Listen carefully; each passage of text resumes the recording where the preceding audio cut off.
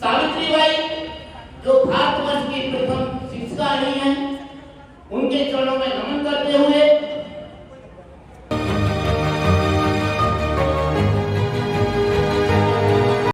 बहुजन शिक्षा के अग्रदूत महात्मा ज्योतिबा फुले जी को नमन करते हुए भक्ति काल के निर्गुण ब्रह्म उपासक, मूर्ति पूजा के विरोधी, बाह्य आडंबरों का खंडन करने वाले, संत परंपरा के शिरोमणि कवि कबीरदास जी, जिनको बाबा साहब अपना गुरु मानते थे, उनके चरणों में नमन करते हुए भारतवर्ष की इस पवित्र भूमि पर बहुजन समाज में जन्मे अनेकों संतों महापुरुषों को नमन करते हुए यहाँ पर उपस्थित सभी उपासक और उपासिकाओं को मेरा क्रांतिकारी जय भीम नमो बुधाय। आज हम यहाँ पर तथागत भगवान बुद्ध के जन्मोत्सव के उपलक्ष्य में इकट्ठा हुए हैं। तो मैं सर्वप्रथम आज भगवान बुद्ध जयंती के शुभ अवसर पर आप सभी को शुभकामनाएं देता हूँ, मंगल कामना देता हूँ। तथागत आपका सबका भला करे, मंगल हो। आज का दिन 3 घटनाओं से संबंधित है। आज बैसाख मास की पूर्णिमा है और इंग्लिश कैलेंडर के अनुसार ये मई के महीने में आता है। आज के दिन तथागत भगवान बुद्ध का 563 ईसा पूर्व लुम्बिनी नामक जगह पर जन्म हुआ था, जो आज नेपाल में स्थित है। और आज के ही दिन भगवान बुद्ध को ज्ञान की प्राप्ति हुई थी और आज के ही दिन यानी बैसाख पूर्णिमा को इनका परिनिर्वाण दिवस हुआ था, परिनिर्वाण हुआ था। तो मैं ये जानना चाहता हूँ कि ऐसी क्या घटना घटी थी जो तथागत भगवान बुद्ध हिंदू धर्म को छोड़ करके बुद्ध धर्म के प्रचार प्रसार में लग गए। इसके लिए एक छोटी सी घटना मुझे याद आती है कि जब गोलमेज सम्मेलन में बाबा साहब गए हुए थे, वहां पर गांधी जी ने उनसे कहा कि अम्बेडकर आप हिंदू धर्म के सख्त विरोधी क्यों हैं? तो बाबा साहब ने अपने तर्कों के माध्यम से जो उत्तर दिया था वो मैं आप सामने पेश करूंगा। बाबा साहब ने कहा था कि बिना कारण कोई किसी के विपक्ष में नहीं होता, बिना कारण कोई किसी के विरोध में नहीं होता और बिना वजह के कोई किसी का विरोध नहीं होता। बिन कारण के कोई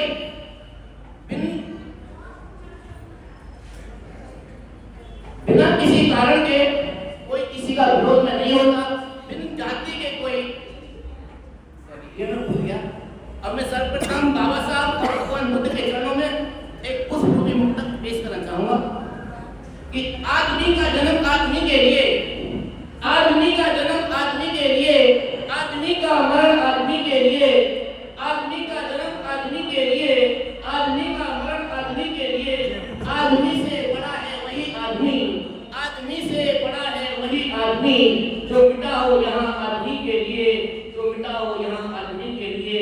तो बाबा साहब ने हम सब के लिए पूरा आजीवन अपना जीवन न्यौछावर कर दिया। ऐसे ही तथागत भगवान बुद्ध थे जिन्होंने अपना पूरा जीवन हमारी समानता, हमारी शांति के लिए अपना पूरा राजकाज छोड़ दिया और सभी हमारे जो आज बुद्ध धर्म के उपासक बैठे हैं, इनको एक नए ज्ञान का रास्ता दिया। तो बिन कारण कोई किसी के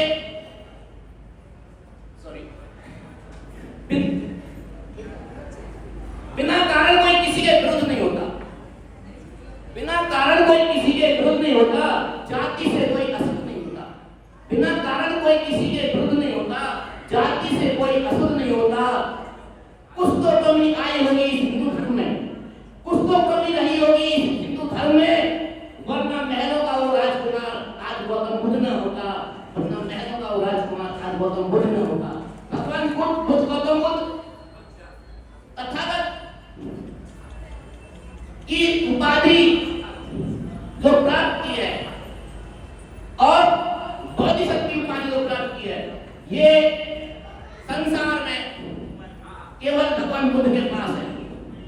इन्होंने अपने ज्ञान के माध्यम से पूरे विश्व को प्रकाशमान किया है।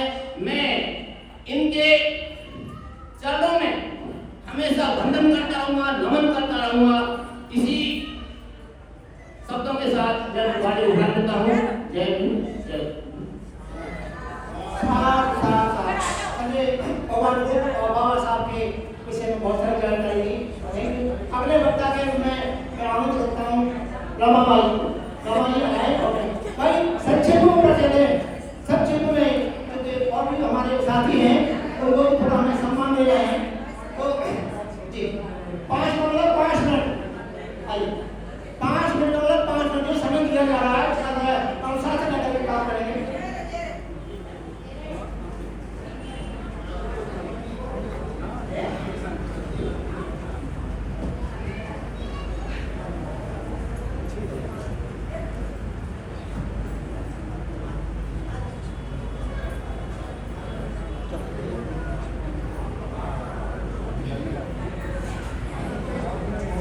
सम्यक संबुद्ध तथागत गौतम बुद्ध के चरणों में नमन करती हूँ।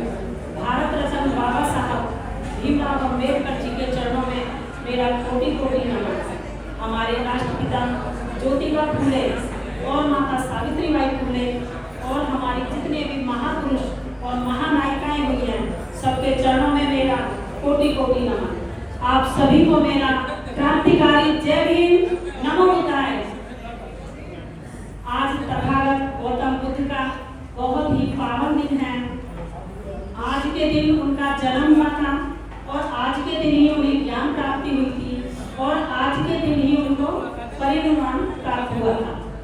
यहाँ पे जितने भी मेरे भाई और बहन बैठे हुए हैं, ये सभी जागरूक हैं और सभी बाबा साहब को भी जानते हैं और तथागत बुद्ध को भी जानते हैं, तभी यहाँ पे बैठे हुए हैं। तो हमें अपने और भाई बहनों को भी जागरूक करना है, अपने पड़ोसियों को जागरूक करना है और तथागत बुद्ध के धम्म का हमें पालन करना चाहिए। क्योंकि धर्म तो बहुत है, लेकिन धम्म केवल एक ही है और वो धम्म है जो हमें तथागत बुद्ध ने दिया है। क्योंकि धम्म बहुत विस्तार है, महासागर की तरह है। धर्म जो है वो बहुत छोटी चीज है। धर्म में आदमी बंध जाता है, लेकिन धम्म में आदमी बंधता नहीं है। धम्म का जो ज्ञान है वो तथागत बुद्ध ने बहुत ही सटीक और विज्ञान के आधार पर अपने धम्म का उन्होंने करा था और उसके लिए उन्होंने अपना परिवार छोड़ा, अपना देश छोड़ा, अपना राज्य छोड़ा। जब तक उन्हें ज्ञान की प्राप्ति नहीं हुई तब तक गौतम बुद्ध अपने घर पे नहीं लौटे। ज्ञान प्राप्ति के बाद जब वो अपने उपदेश देते हैं तो मैं यहाँ बहुत छोटी सी अपनी बात रखूंगी कि जब तथागत बुद्ध को ज्ञान प्राप्ति होती है उसके बाद वो आते हैं। आने के बाद ऐसा नहीं है कि उनका विरोध नहीं था, तथागत बुद्ध का भी बहुत विरोध हुआ था। उनके उपदेशों को भी लोग नहीं सुनते थे, उन्हें गाली देते थे, लेकिन बुद्ध रुकने वाले नहीं थे क्योंकि उन्हें ज्ञान की प्राप्ति हो चुकी थी। उन्होंने अपनी इंद्रियों को बस में कर लिया था और जिसने अपनी इंद्रियों को बस में कर लिया, पंचशील का पालन कर दिया, जैसा कि तथागत ने हमें बताया है, हम सभी बुद्ध बन सकते हैं, सभी बहनें बुद्ध बन सकती हैं। क्यों? उसके लिए हमें पंचशील का पालन करना पड़ेगा। ऐसा नहीं है कि हमें गृहस्थी छोड़नी है, हमें गृहस्थी नहीं छोड़नी है, लेकिन हमें पंचशील का पालन करना पड़ेगा। अपने अंदर के जो विकार हैं, काम, क्रोध, लोभ, मोह, अहंकार, हमें इनको कंट्रोल करना पड़ेगा। क्योंकि हम बुद्ध विहार में आते हैं, पूरा पंचशील पढ़ते हैं और यहाँ पे धम्म की बातें सुनते हैं, लेकिन बिहार से निकलने के बाद हम सब कुछ भूल जाते हैं। फिर हम उसी चक्र में फंस जाते हैं, काम के में, क्रोध के में, लोभ के में, मोह के में, अहंकार के में। तो हमें तथागत की बातों को ज्यादा नहीं, बस केवल उनकी पंचशील को ही अपनाना है और पंचशील से हम भी बुद्ध बन सकते हैं। तो तथागत की मैं एक छोटी सी वो बात रखूंगी। जब तथागत अपना उपदेश देते जा रहे हैं गांव-गांव में, तो किसी गांव में उन्हें भी बहुत अपमान मिला, उनके आगे कांटे डाल दिए लोगों ने, लेकिन फिर भी वो कांटे पार करके उस गांव में जाते थे और अपना उपदेश देते थे। उनके साथ उनके भिक्षु रहते थे, कई बार भिक्षु संग आगे भी नहीं बढ़ते थे क्योंकि उन्हें बहुत दर्द होता था, कांटे छूते थे। लेकिन बुद्ध कहते थे कि अगर मेरे साथ रहोगे तो कांटों को पार करना होगा।